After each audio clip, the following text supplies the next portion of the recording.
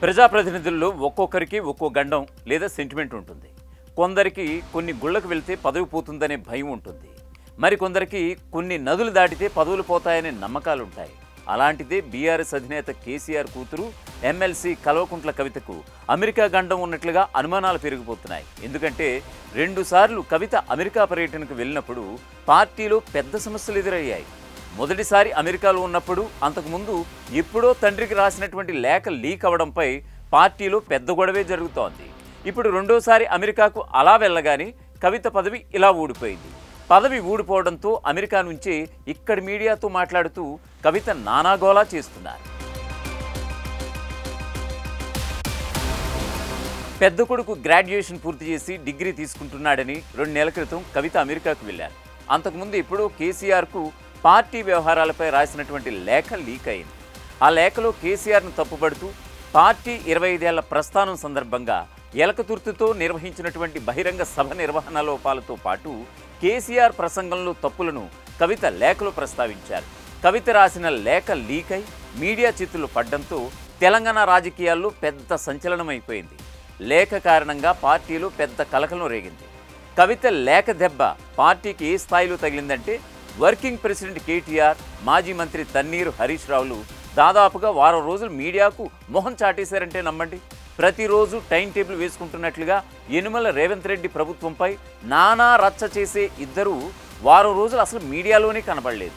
Media ముందుకు వస్తే కవిత లేఖ విషయమై సమాధానాలు చెప్పుకోవాల్సి వస్తుందన్నటువంటి కారణంతోనే మీడియాను అవాయిడ్ చేశారట.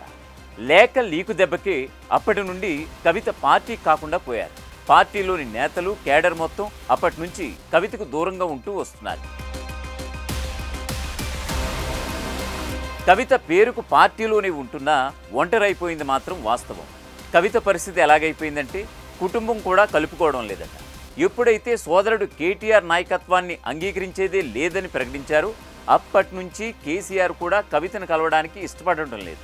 కేటీఆర్తో వివాదం మొదలైన తర్వాత కవిత 2 సందర్భాల్లో ఫామ్ హౌస్కు వెళ్తే 2 సార్లు కవితను చూడడానికి కేసీఆర్ ఇష్టపడలేదు. ఈ నేపథ్యంలోనే చిన్న కొడుకు గ్రాడ్యుయేషన్ చేయడానికి అమెరికాకు వెళ్ళాడు. కాలేజీలో చేర్పించేందుకు చిన్న కొడుకుని తీసుకుని కవిత అమెరికాకు వెళ్ళారు. వెళ్లే ముందు ఒకసారి తండ్రి ఆశీస్సులు ఇప్పించేందుకు కొడుకుని తీసుకుని ఫామ్ హౌస్కు వెళ్లారు కవిత. అయితే చాలాసేపు బెడ్రూమ్ బయటే ఇద్దరిని వెయిట్ చేయించినటువంటి కేసీఆర్ చివరకు భార్య చెప్పిందని మనవణ్ణి మాత్రమే రూమ్లోకి పిలిపించుకుని మాట్లాడి పంపేశారని సమాచారం. దాంతో చేసేది లేక కొడుకుని తీసుకుని అమెరికాకు వెళ్ళిపోయారు.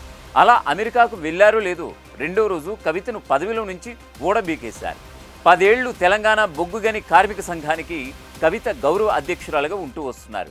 అలాంటిది గౌరవ అధ్యక్షురాలుగా ఉన్నటువంటి కవితను తీసివేసి మాజీ మంత్రి కొప్పుల ఈశ్వర్ను కార్యవర్గం ఎన్నుకుంది.